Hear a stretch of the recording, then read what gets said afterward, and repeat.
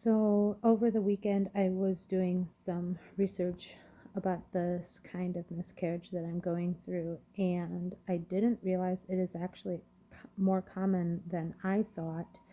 Um, it is called a missed or silent miscarriage, and it actually is about half of all miscarriages that happen, which was surprising to me because most of the women that I've talked to or that I know of having miscarriages had pretty immediate miscarriage, but this particular one um, is typically found out by an ultrasound, um, and because the baby dies, but your body doesn't realize that you're not pregnant anymore, or thinks you still are, and it takes a while for your body to um, realize that. And my doctor actually has told me that it could take up to 6 to 8 weeks if I wanted to wait for it to happen naturally, or I could take some medication to speed up the process, or I can do um,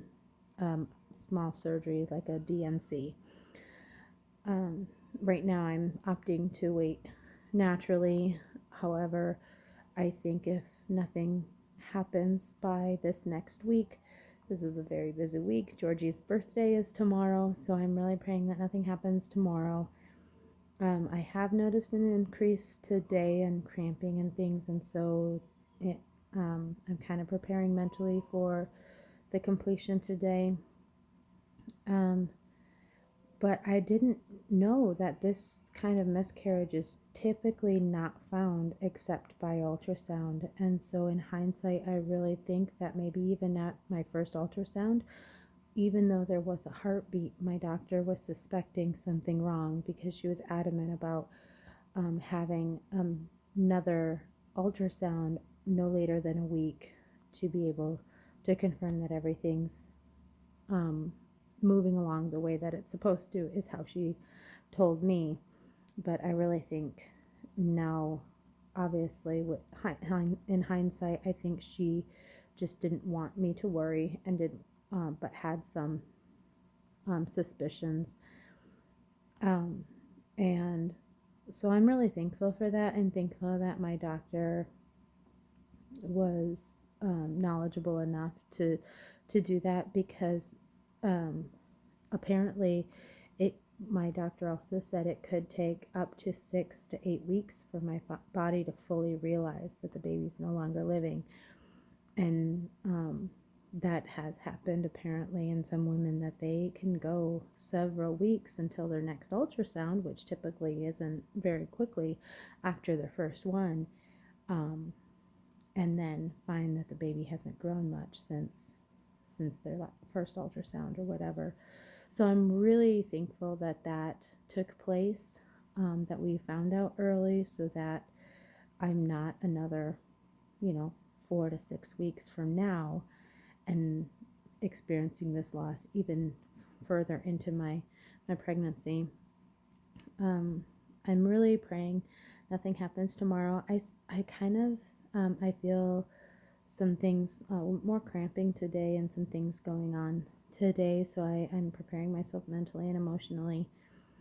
I've been praying nothing happens tomorrow because tomorrow is Georgie's first birthday. And so I just want to be able to be fully present with her. But it is, I tell you, everyone has to have friends like mine. I am so blessed with each one of you that have reached out and that have put your arm around me, either physically or emotionally and mentally and spiritually from a distance. It really, really means a lot. And I'm really, really thankful for your prayers and your love and your support.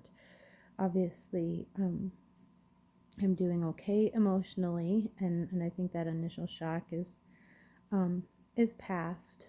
It'll always be a loss. Like one of the ladies at church, as I was leaving, I gave a little bit of my testimony at church about the loss of the baby, and many women came alongside me, and men.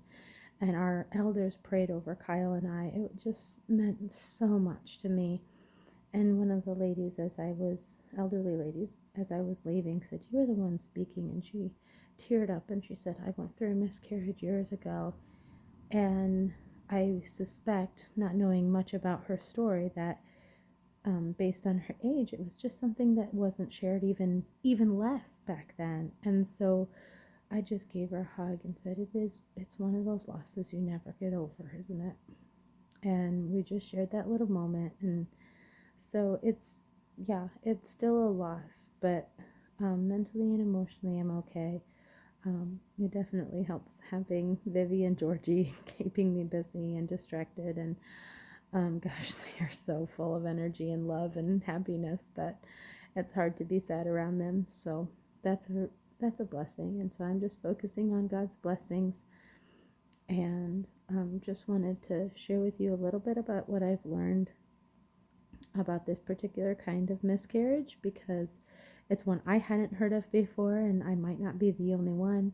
But I also wanted to just share with each of you a special message of gratefulness to you for reaching out, and your love and your support. Thank you.